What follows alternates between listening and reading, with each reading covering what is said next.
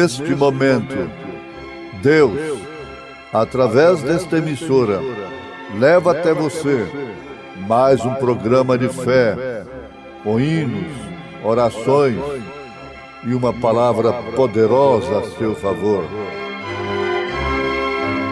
Fé para vencer o mundo. Somente crer, somente crer, tudo é possível. Somente crer, somente crer, somente crer, tudo é possível. Somente crer. Ele, porém, respondendo, disse: Está escrito, nem só de pão viverá o homem, mas de toda palavra que sai da boca de Deus. Eram 100 ovelhas.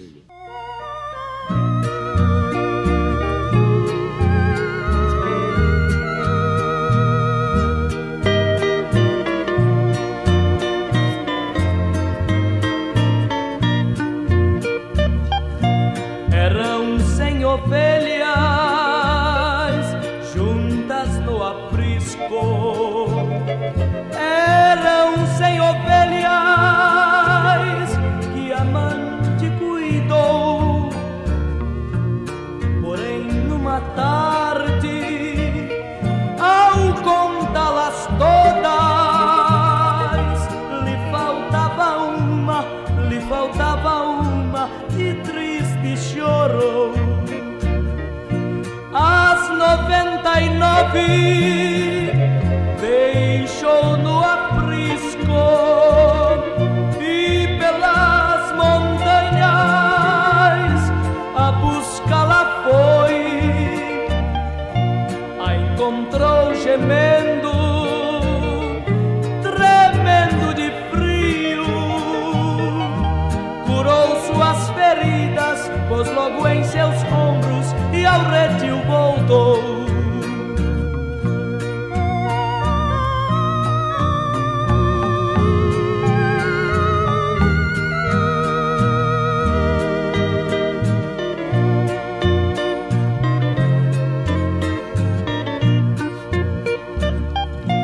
Esta mesma história volta a repetir-se, pois muitas ovelhas perdidas estão, mas ainda hoje o pastor amado chora tuas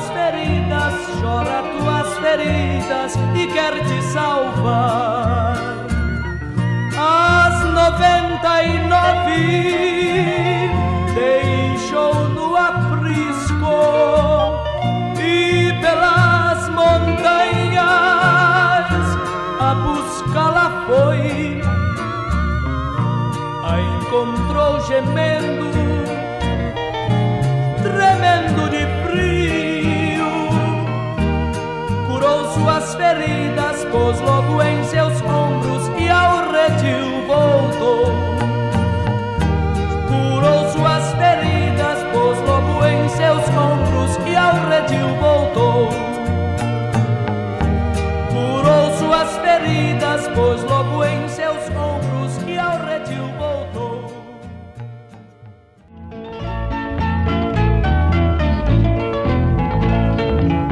Ele, porém, respondendo, disse: Está escrito, nem só de pão viverá o homem, mas de toda palavra que sai da boca de Deus. São Mateus capítulo 4, versículo 4. Sabemos todos que quem disse isso foi Jesus, e a quem ele disse foi a Satanás. que o estava tentando lá no Monte da Tentação. Quando a ave mais pura veio sobre o animal mais obediente, a pomba sobre o cordeiro, ela o conduziu para o Monte da Tentação, para ser tentado por Satanás. E a primeira coisa que Satanás explorou foi a sua fome. Ele explora as circunstâncias. Quando ele vê um filho de Deus em aperto, ele logo propõe ajudá-lo. Mas se aquela pessoa é de fato um filho de Deus, ele não vende a sua primogenitura em troca de ajuda de Satanás. O filho de Deus não é como Esaú, que vendeu a sua primogenitura em troca de um prato de lentilha. Muitos podiam ter soltado a Paulo quando ele estava sendo chicoteado, quando ele estava preso, quando ele estava apanhando. Era apenas uma palavrinha de retrocedimento, então tudo estava feito. Satanás foi explorar a fome de Jesus. Mas, ouvintes, vale a pena nós sempre repetirmos isto: Jesus venceu a Satanás com o que está escrito. Jesus não fez palhaçada para Satanás. Ele podia fazer as pedras virarem pães. Como daquelas pedras, ele podia suscitar filhos de Abraão. Ele podia perfeitamente fazer uma pedra virar pão. Ele podia fazer o pão aparecer sem pedra alguma. Mas Deus não vai fazer espetáculo para Satanás, de maneira alguma. E a arma usada por Jesus foi o que está escrito. A palavra de Deus. Usando o que está escrito, ele reafirmou o que está escrito: que nem só de pão viverá o homem, mas sim de toda palavra que sai da boca de Deus. Quando ele usou esta arma, ele já estava se alimentando dela. Ele se nutria dela. Jesus ensinou o que praticou. Ele não foi um hipócrita fariseu, mas sim, ele era o Filho de Deus, o Emanuel, o Deus encarnado. Ele não interpretou as Escrituras para Satanás. Ele citou-a como está escrito, e foi assim que Jesus venceu o diabo. Se foi assim que Jesus venceu o diabo, existiria uma outra forma para nós vencermos ao diabo? Existiria uma outra maneira, criada pelo homem, para vencer a Satanás? Você pode dizer, mas Satanás foi lá onde estava Jesus, pessoalmente, cara a cara. Agora eu nunca vi a Satanás, ele nunca me apareceu. A mesma coisa você diria de Deus. Você também nunca viu a Deus. Ele nunca te apareceu pessoalmente. Mas, no entanto, tanto um como o outro está diante de você. Tanto um como o outro oferece o seu caminho a você. Tanto um como o outro te convida. Um te convidando para a estrada larga, espaçosa, que inclusive contém religiões que pregam a Cristo. Uma estrada cheia de cura divina, uma estrada cheia de comércio religioso, uma estrada cheia de bailes, de bebedeiras, de jogatina, O mesmo povo que entra na igreja, entra na cantina, entra na boate. O mesmo povo que entra na boate, entra na jogatina ali. E assim por diante. Satanás está diante de você. Só que ele não é como pintam. A pintura que fazem de Satanás não expressa de maneira alguma o que ele é. Não revela de maneira alguma a maneira que ele aparece às pessoas. Ele usa o que é belo. A serpente era um animal ereto entre o chimpanzé e o homem. E era o animal mais lindo, mais astuto que tinha no jardim. Era tão belo, você não se engane. E Satanás aparece diante do homem oferecendo coisas. E muito lindo, muito aparente, muito polido, muito religioso, mascarado de cristão. Ele não tem de maneira alguma acanhamento de dizer que Deus o enviou para falar com você. Na verdade, Deus permite que isto aconteça. Ele permitiu nas Escrituras. Muitas vezes nós temos referências nas Escrituras, inclusive esta de São Mateus capítulo 4. Mas quando ele se encontrou com um Jó, ele não pôde ver blasfêmia. Jó glorificou a Deus sabendo que o seu Redentor existe e que um dia ainda em sua carne ele veria o Senhor. Quando ele se encontrou com Jeú, Jeú o que fez? Você sabe de que maneira Satanás foi se encontrar com Jeú? Foi numa mulher chamada Jezabel, com as unhas pintadas, com os olhos todos rodeados de antimônio, parecendo uma gata pintada. E Jeú disse: como pode haver paz, Jorão, com as prostituições e feitiçarias de sua mãe? E quando Jeú entrou na casa de Jezabel, a palavra de Elias se cumpriu perfeitamente. O seu corpo pintado estava estraçalhado pelos cães, e os cães estavam lambendo seu sangue. Satanás, mais uma vez, encontrou com um poste de Deus. E agora, no Monte da Tentação, ele levou um choque como que de 10.000 volts. Assim acontece quando ele chega perto de uma filha de Deus para oferecer os seus objetos, as suas propagandas, a sua maneira de viver mais fácil. Ele leva um choque, porque dentro de 10 milhões, um resiste. Em cada porta que ele bate, ele leva uma surpresa, é que a porta já está aberta.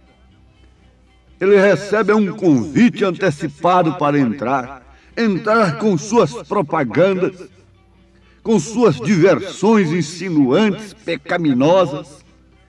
Mas de vez em quando ele leva um susto, um choque diferente.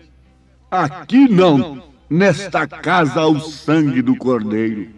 Esta casa é reservada para o Senhor, como a casa de Raabe estava reservada para Deus, também a casa do Filho de Deus está reservada. E a destruição de Satanás, o poder destruidor enganoso do inimigo, não pode de maneira alguma destruir a casa que tem o sinal de Deus, que tem o sangue do Cordeiro, que tem a palavra do Senhor. Deus não podia dar uma melhor coisa e uma arma mais poderosa para os seus filhos a não ser a sua palavra. Não, absolutamente não. Agora só existe uma questão a ser vencida. Em relação à palavra, para que então não sejamos vítimas das astutas ciladas de Satanás. É colocar a dúvida na palavra completamente à parte. É questão de tomar a palavra de Deus e abrir o caminho por cima de toda dúvida. Sim, você gostaria disso? É a coisa que te falta. É a coisa que nos falta. É separar-nos completamente de nossas dúvidas. Separemos-nos nesse instante de todas as nossas dúvidas em relação ao que está escrito. Dispensamos imediatamente toda a interpretação humana da palavra e usamos-la como está escrito, e veremos em tempo se ela não é a mesma palavra usada no Monte da Tentação por Jesus Cristo, pela própria palavra encarnada. Vejamos se ela não é a mesma palavra que Jeú usou. Jeú usou a palavra de Elias. Elias já havia falado que os cães lamberiam o sangue de Jezabel. Embora ela estivesse maquilada, embora o seu rosto estivesse atraente, cheio de cosméticos, aquilo não atrai um filho de Deus. Ele vira o rosto, provando que é um filho de Deus. Sabendo que tudo isto é arte de Satanás, porque quando o diabo consegue desviar a sua atenção da palavra como ela está escrita, então você começa a olhar para as coisas do mundo, e na hora do impacto, na hora da tormenta, você não pode ter fé.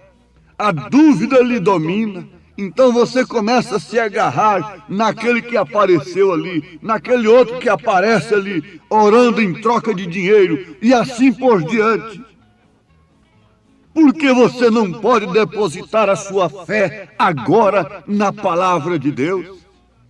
A Bíblia está na sua casa, o céu está sobre você, você pode ver as estrelas, você pode ainda ver as árvores, você pode sentir o calor do sol, você pode ver os rios, as águas correndo, você pode ver o sol nascer e o sol se encobrir.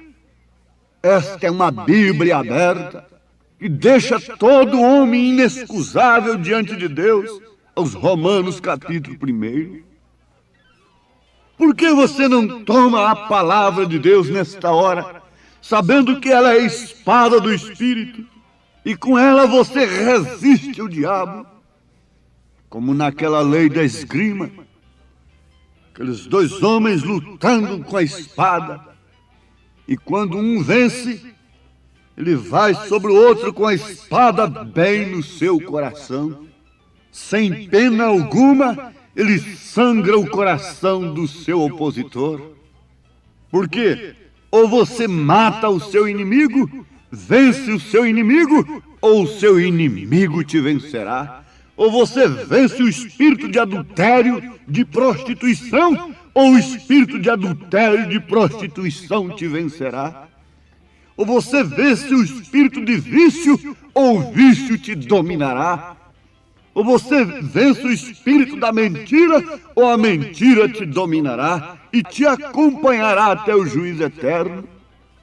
Ou você vence a mentira religiosa, ou então ela te acompanhará até o dia de juízo.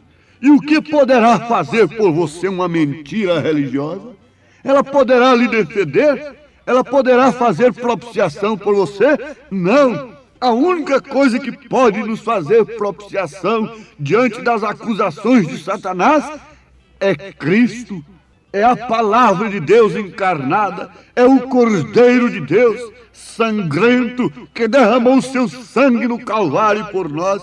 E ele disse a Pilatos, lá no seu palácio, que ele era a verdade, apesar do governador não saber o que era a verdade.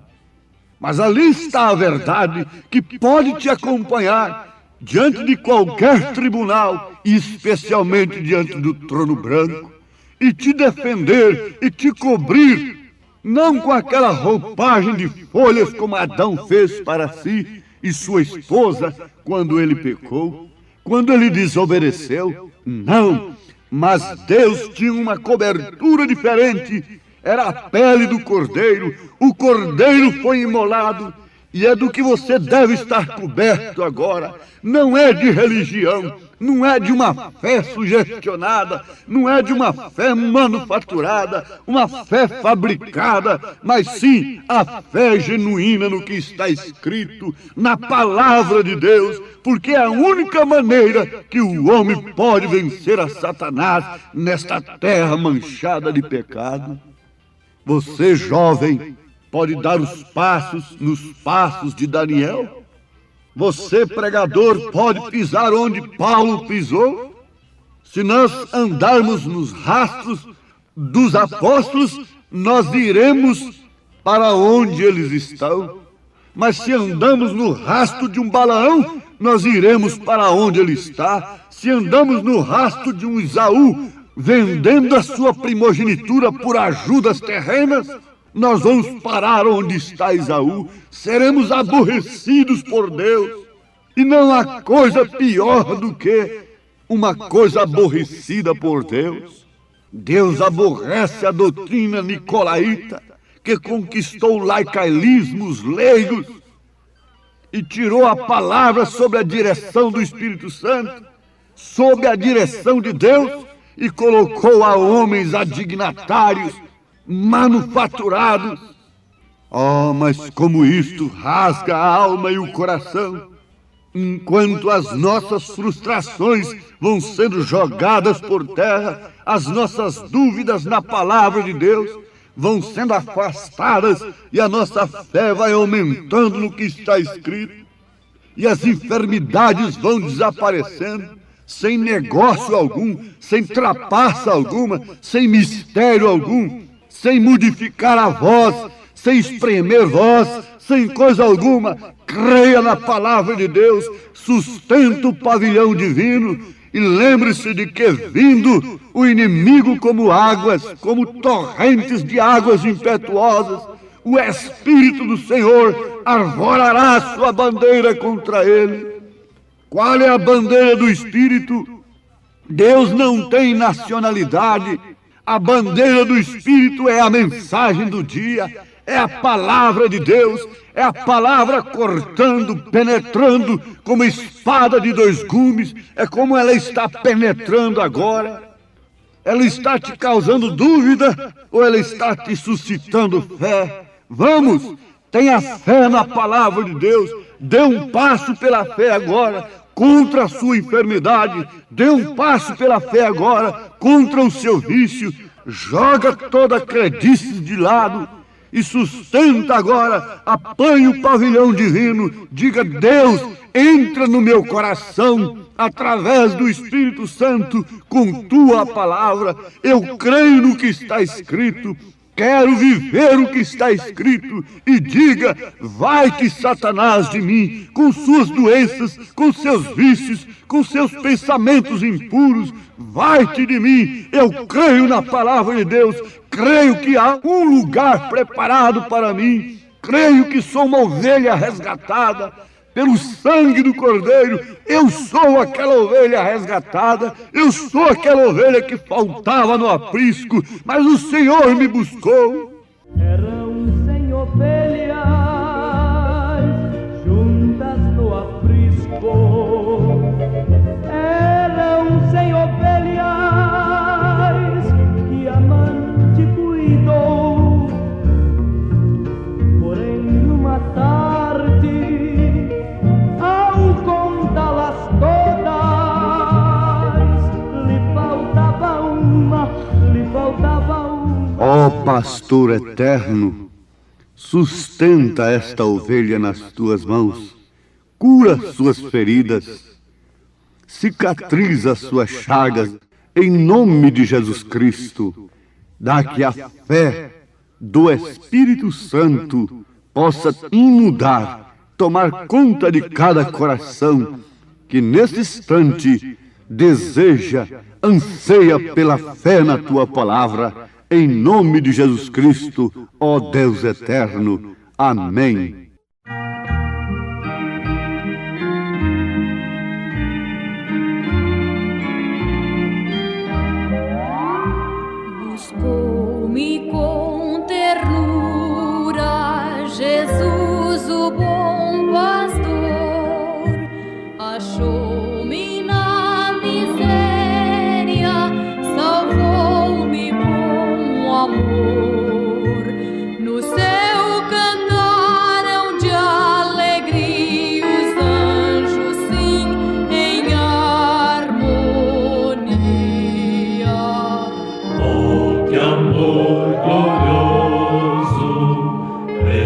preço tão grandioso que Jesus por mim na cruz pagou e na vida nossa me mostrou.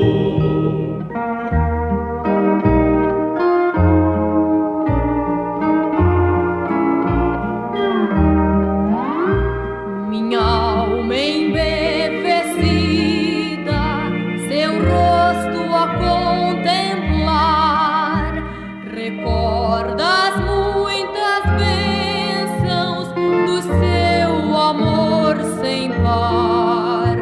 Louvor e glória, adoração, tributa-lhe meu coração. Oh, que amor glorioso, preço tão grandioso, que Jesus por mim na cruz pagou. Inaudita graça me mostrou.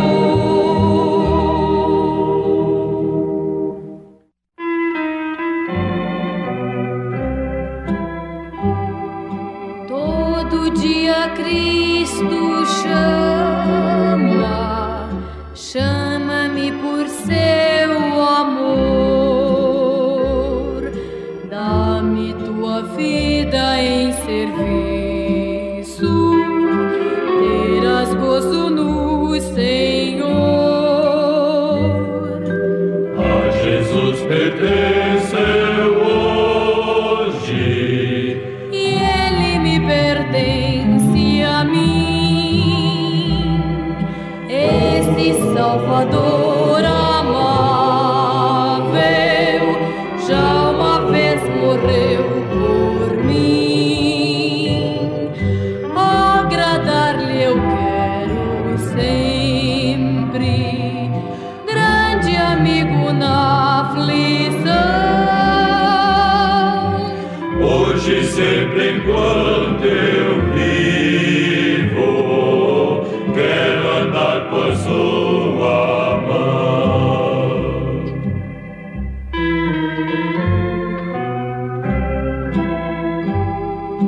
Seu poder me guia os passos à celeste habitação, onde o Redentor dar-me ao braço com amor e emoção.